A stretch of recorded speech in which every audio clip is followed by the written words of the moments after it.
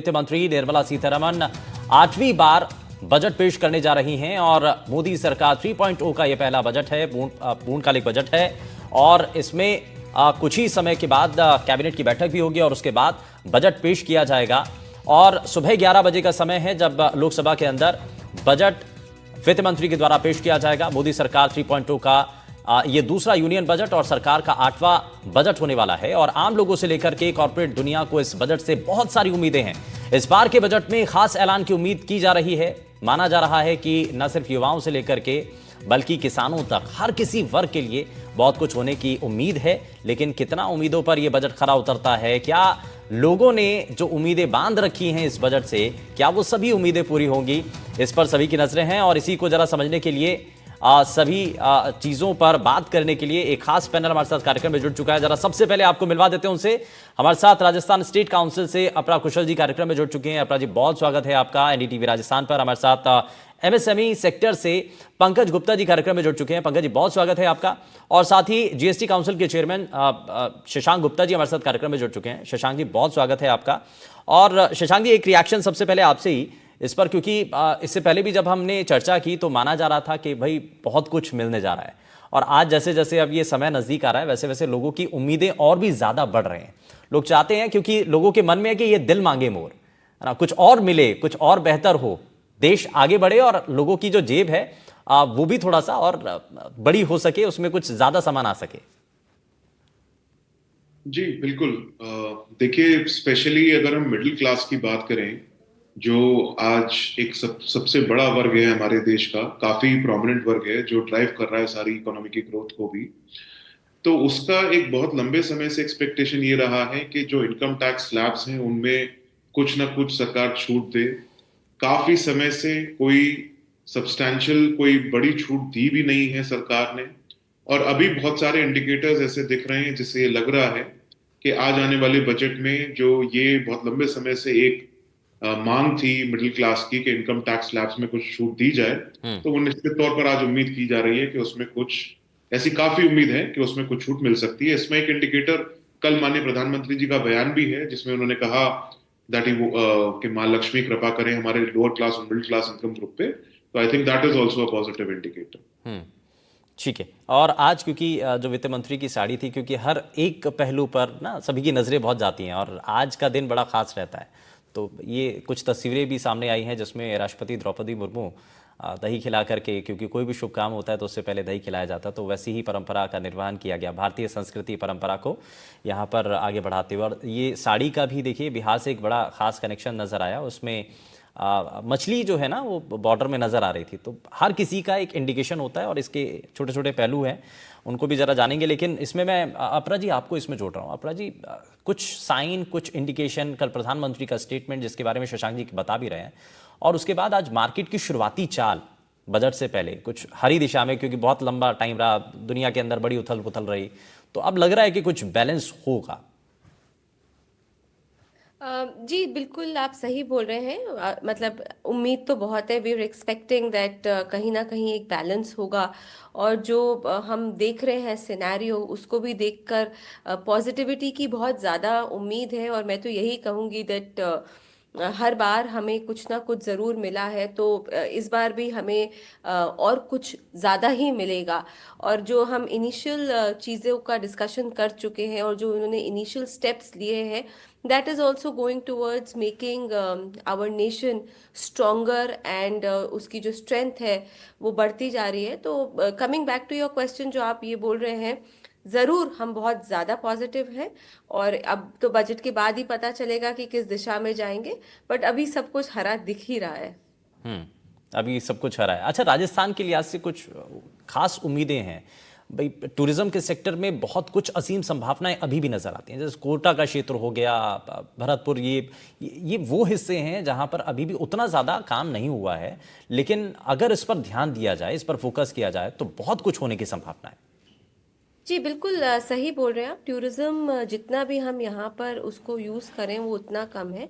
पिछले बजट में भी हमने देखा कि कुछ ऐलान ज़रूर हुए हैं, और बहुत सारे एरियाज हैं। देखिए कोटा हो गया, या फिर आप वो जो एक सेंचुरी, एक कॉरिडोर बनाया उन्होंने झालावाड़ के पास में, वो भी एक बहुत ही अच्छा। वाइल्ड लाइफ की बात करें तो वाइल्ड लाइफ बहुत ही ज़्यादा इम्पोर्टेंट चीज़ है हमारे स्टेट के अंदर। तो उससे संबंधित अगर हमें कुछ और अनाउंसमेंट्स देखने को मिलती हैं टूरिज्म को, तो डेफिनेटली एक स्ट्रेंथनिंग एक्शन तो जरूर होगा ही होगा।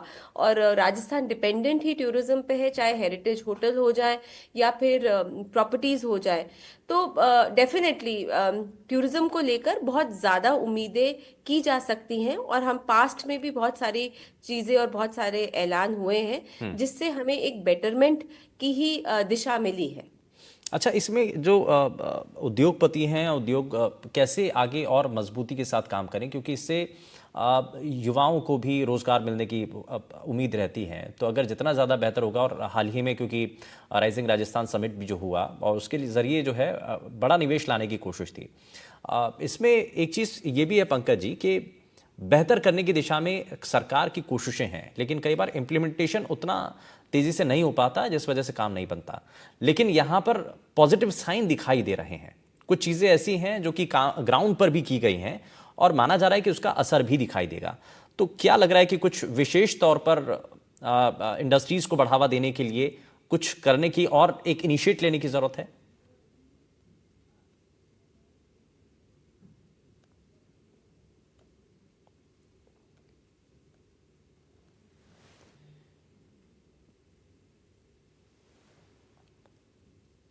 जी पंकज जी। हाँ, शायद आपकी आवाज़ नहीं आ रही सर, कुछ टेक्निकल ग्लिच है, उसको जरा दूर कर लेते हैं। वापस से आता हूँ मैं आपके पास, शशांक जी के पास जरा चलता हूँ। शशांक जी, मार्केट का जो साइन है वो भी कुछ दिखाई दे रहा है ना, सब कुछ ठीक ठीक नज़र आ रहा है। अच्छा, इसमें हम बात ये भी कर रहे थे कि जो सैलरीड क्लास पर्सन है उनके लिए कुछ होगा इसमें बदलाव, क्योंकि उनको लगता है कि भाई टैक्स स्लैब में कुछ राहत मिले, कुछ टैक्स के अंदर राहत मिले, छूट मिले, कुछ ऐसा दिखाई देता है? या लगेगा कि नहीं, इस बार कठोर एक्शन ही लिया जाएगा, मतलब कोई कड़ा कदम ही लिया जाएगा? देखिए, कठोर कदम की उम्मीद तो थोड़ी कम है, हम्म।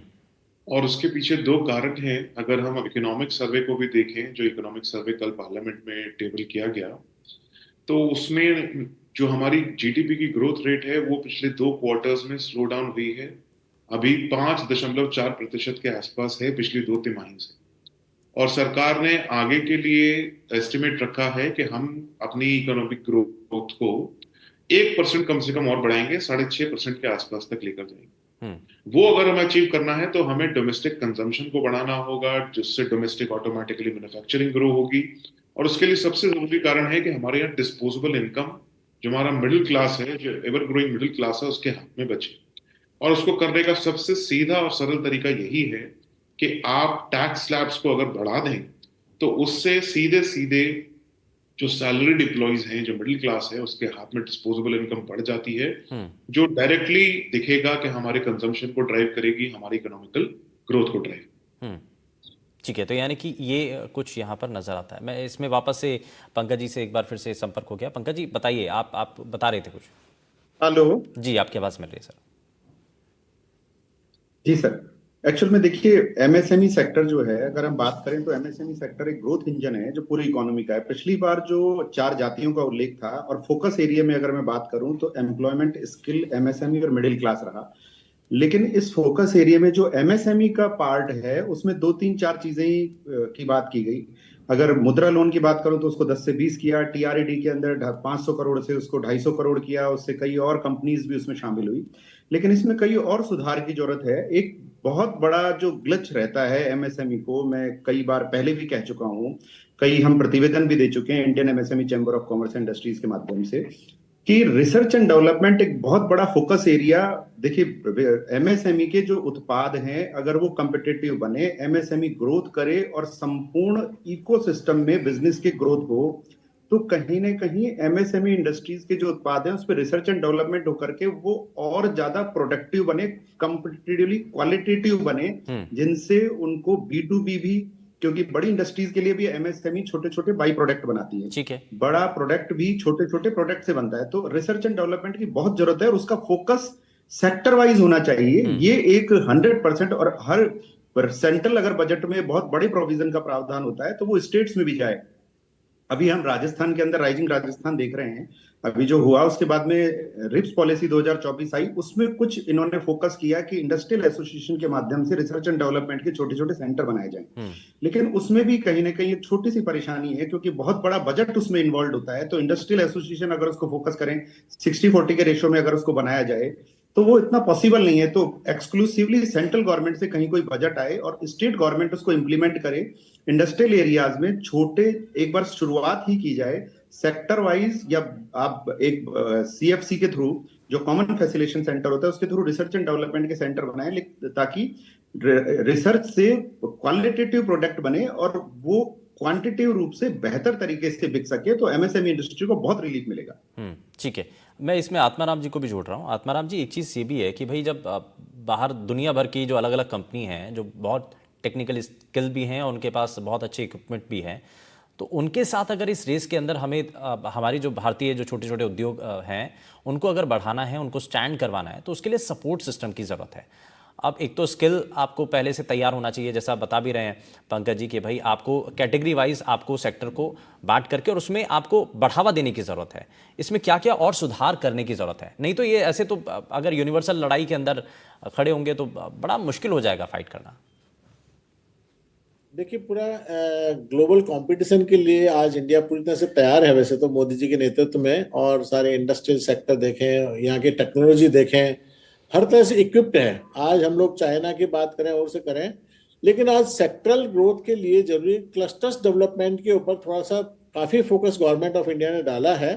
लेकिन क्लस्टर डेवलपमेंट के ऊपर एक थोड़ा सा और फोकस डालना चाहिए कि रीजनल जो जो चीजों की एक्सपर्टीज है, जहां जहां रॉ मटेरियल्स अवेलेबल हैं, उन चीजों के ऊपर फोकस करके उन स्टेट्स को और उन रीजनल एरियाज को प्रोमिनेंटली उनको फोकस किया जाए। सेंट्रल गवर्नमेंट उसमें विशेष एक मदद जोड़ के चले तो निश्चित तौर से उसमें जो उन चीजों का एक्सप्लॉयटेशन है, जो अपने पास संसाधन है, अपने पास माइनिंग है, अपने पास स्किल डेवलपमेंट, सारी चीजें हैं, तो उन चीजों का बेटर एक्सप्लॉयटेशन हो पाएगा और उससे इंडिया को स्ट्रेंथ मिलेगी।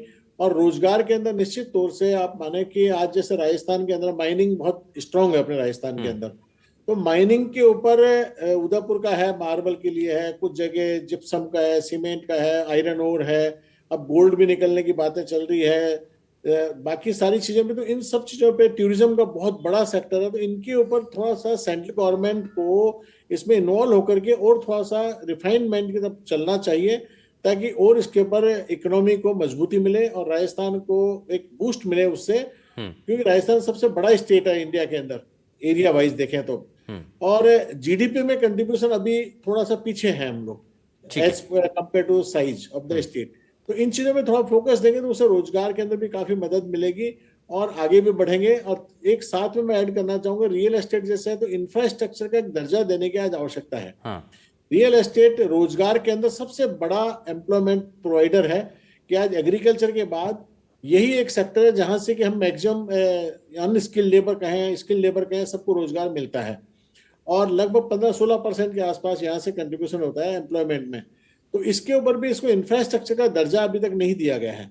अगर इंफ्रास्ट्रक्चर का दर्जा दे दिया जाता है तो ये भी एक रोजगार के अंदर मजबूती आएगी और जितने जो संसाधन है उनको एक्सप्लॉइट कर पाएंगे। आज इंटरेस्ट रेट भी हमारे बहुत ज्यादा लगती है रियल एस्टेट के अंदर, आपके दूसरे जो बेनिफिट्स है वो भी इतने कंपेरेटिवली इतने ज्यादा नहीं मिलते जो इंडस्ट्रीज को बेनिफिट मिलते हैं। तो हम चाहते हैं कि इंडस्ट्रीज के पार हम हो, आज ब्रिज बनाने वाला हो चाहे हाउसिंग बनाने वाला हो, हाउस सेक्टर के अंदर भी गवर्नमेंट का पैरेलल काम है। आज हाउसिंग बोर्ड होता है या सेंट्रल गवर्नमेंट का हाउसिंग डिपार्टमेंट है, उस तरह के पैरेलल हम उसके सपोर्ट सर्विस में है, हाउसिंग बना के देते हैं, आम आदमी की जरूरत पूरी करते हैं, रोटी कपड़ा मकान बेसिक चीजें हैं। तो ये एक रोजगार के अंदर बहुत बड़ा और मजबूती के साथ अपन कंट्रीब्यूट कर सकते हैं। तो ये छोटी छोटी चीजें जिनके ऊपर इनको सेंट्रल गवर्नमेंट को आज बजट में हमें उम्मीद है कि ये इस पर एड्रेस करेंगे। अच्छा, कुछ चीजें ऐसी हैं जो की भी जा रही हैं। देखिए अब इसमें अपरा जी को मैं इसमें जोड़ रहा हूँ। अपरा जी, ओडीओपी जो है वो देखिए बहुत अच्छा एक कॉन्सेप्ट लेकर के आए कि हर जिले की अपनी एक पहचान होती है, वहां का अपना एक प्रोडक्ट है उसको बढ़ावा देने के लिए, उसको आगे बढ़ाने के लिए, लेकिन वो जो कोशिश है ना ग्राउंड पर, वो थोड़ा सा कहीं पीछे रह गई है। अब इसको इनिशिएट लेकर के आगे बढ़ाने की जरूरत है, वरना कॉन्सेप्ट तो बड़ा अच्छा है। जी बिल्कुल। मैं जो अभी पैनल में सबने बोला, मैं एक चीज वॉइस जरूर करना चाहूंगी। देखिए, जो महिला हैं और जो एमएसएमई से बहुत ज्यादा जुड़ी हुई हैं, और भी लोग जो जुड़े हुए हैं, आप देखेंगे कि एमएसएमई के अंदर 45 डेज का ड्यू क्रेडिट का सेटलमेंट का टाइम है, और बाहर मार्केट में देखते हैं तो 90 दिन आराम से मिलता है। सो आई थिंक ये वाला जो एडजस्टमेंट है उसको भी करना बहुत ज्यादा जरूरी है। कुछ ऐसा इनिशिएटिव लेना चाहिए कि वो एट पार हो। नहीं तो जो बाहर ऑलरेडी एग्जिस्टिंग है उसमें तो 90 दिन में लोग फिर काम कर ही रहे हैं। तो एक ट्वीक लाना थोड़ा सा मुझे ऐसा लगता है जरूरी है। और एक जो इकोनॉमिक सर्वे हुआ उसमें कंटिन्यूड पुश टुवर्ड्स इंफ्रास्ट्रक्चर की बात बहुत ज्यादा इम्पोर्टेंट कही गई। तो मुझे लगता है आत्माराम जी ने जो बोला उससे मैं बहुत ज्यादा सहमत हूँ कि उसको हमको कहीं ना कहीं एक वो पुश जरूर डेफिनेटली मिलेगा। और हम्म। एक कहीं ना कहीं हमको जीएसटी रेट रैशनलाइज करने की ये बात पहले भी उठ चुकी है, वो जरूर करना तो चाहिए ही हमें। आप देखेंगे कि जब एक ईवी रेंज रोवर लेते हैं तो आपको करीबन 5% जीएसटी आप देते हैं, और यहीं अगर आप नॉर्मल वैगनआर पेट्रोल वाली लेंगे तो उसमें बेस जो भी गाड़ी लेंगे उसमें 28% होगा। तो ये भी एक जो रैशनलाइजेशन जिसे कहते हैं वो हमें एक करना बहुत ज्यादा इंपॉर्टेंट है फर्दर स्ट्रेंथन करने के लिए। हम्म।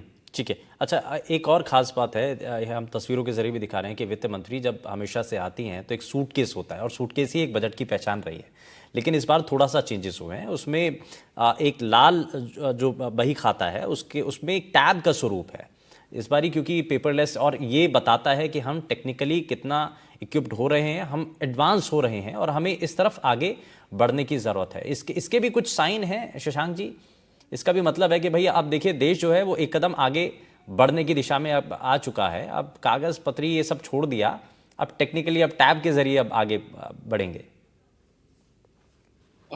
बिल्कुल सुवेंदु जी, आई थिंक जो हमारे माननीय प्रधानमंत्री जी का डे वन से ये विजन रहा है कि कैसे ज्यादा से ज्यादा टेक्नोलॉजी को अडेप्ट किया जाए, कैसे ज्यादा से ज्यादा इलेक्ट्रॉनिक चीजों को किया जाए। और उसका एक कहीं ना कहीं हम देख ही रहे हैं कि जीएसटी में जैसे सारी चीजें इलेक्ट्रॉनिक है, इनकम टैक्स में इवन अपीयरेंसेस तक अब इलेक्ट्रॉनिक कर दी गई हैं, तो बहुत जरूरी था। और आई थिंक कहीं ना कहीं इससे डायरेक्टली हम नेचर के लिए भी we are playing our role for sustainable future also. And मैं आपको एक और भी चीज बताऊं सर, मैं प्रैक्टिकली अपने एक्सपीरियंस से बता रहा हूं कि जब तक हम लोग बजट की प्रिंटिंग में जाते हैं, जब हम डॉक्यूमेंट्स की प्रिंटिंग में जाते हैं, तो डॉक्यूमेंट्स कम से कम 100 से 1000 की रेंज में जा सकते हैं। अगर एक दो पेज भी गायब हो गए तो आप आइडेंटिफाई करेंगे, उससे बेटर है आप रीप्रिंट दे देंगे। तो I think electronic is the future. And आज हमारे पास सभी तरह के गैजेट्स हैं यूज करने के लिए, एक्सेस करने के लिए, mobile phones, laptops, tablets. I think this is the way future, यही ठीक है। भविष्य है। ठीक है। बहुत शुक्रिया शशांक जी, पंकज जी, अपरा जी और आत्माराम जी, आप जुड़े हमारे साथ। और अब से कुछ ही समय और बाकी रह गया है जब बजट पेश होगा।